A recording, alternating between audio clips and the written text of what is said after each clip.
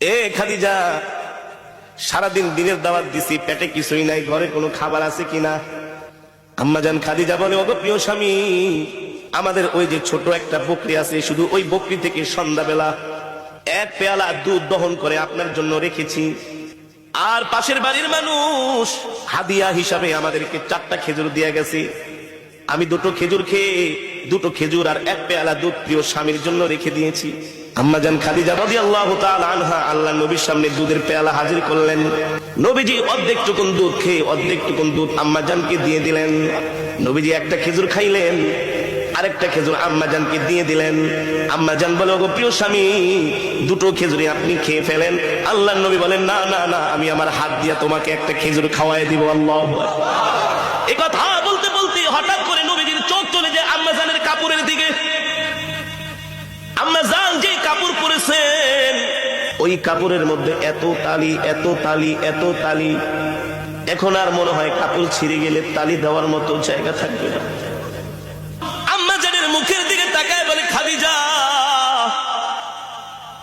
খাদিজা, 40 মণ স্বর্ণ নিয়ে আমাকে বিবাহ করলা, কতটা মাস হয়ে গেল, ঠিক মতো কোনোদিন ঘরের বাজারও করি না, বাজার সদাইও আনতে পারি না, না খায়া থাকো।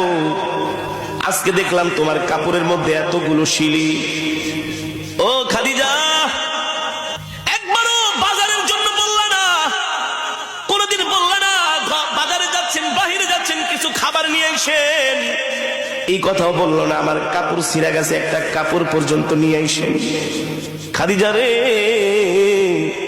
40 মণ স্বর্ণ নিয়ে আমাকে বিবাহ করলা, এই সম্পদগুলো আমি কোন জায়গায় ব্যয় করলাম একবার কোনোদিন ডাক দিয়া জিজ্ঞেস করলা না। তোমার সম্পদগুলো আমি কোন কাজে ব্যয় করেছি? আম্মাজান খাদিজা বলে, গো আল্লাহর নবী, আমি জানি আমার কলিজার টুকরা স্বামী ওই সম্পদগুলো আল্লাহর রাস্তায় দান করে দিয়েছেন, এই জন্য আমার জিজ্ঞেস করার কোনো প্রয়োজন নাই। আল্লাহু আকবার। আল্লাহর নবী বলে, বুঝলাম, কিন্তু তোমার গায়ের মধ্যে ছিঁড়া কাপড় তালি দেওয়ার মতো জায়গা নাই, এই কথাও তো কোনোদিন বললা না, একটা শাড়ি কিনে আনেন।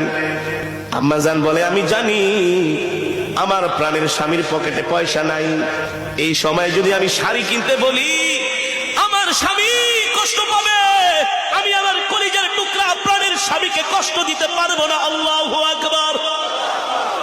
কষ্ট দিতে পারবো না, এই কথাগুলো আসমান থেকে আমার আল্লাহ শুনতেছে। আরো জোরে বলেন সুবহানাল্লাহ। কে শুনতেছে? আরশে আজিম থেকে আল্লাহ তাআলা শুনতেছেন হযরতে খাদিজার কথাগুলো। আম্মাজান খাদিজা বলে, গো আল্লাহর নবী, আপনার কাছে আমি 3টা জিনিস চাইবো, আপনি দিবেন কি দিবেন না বলেন?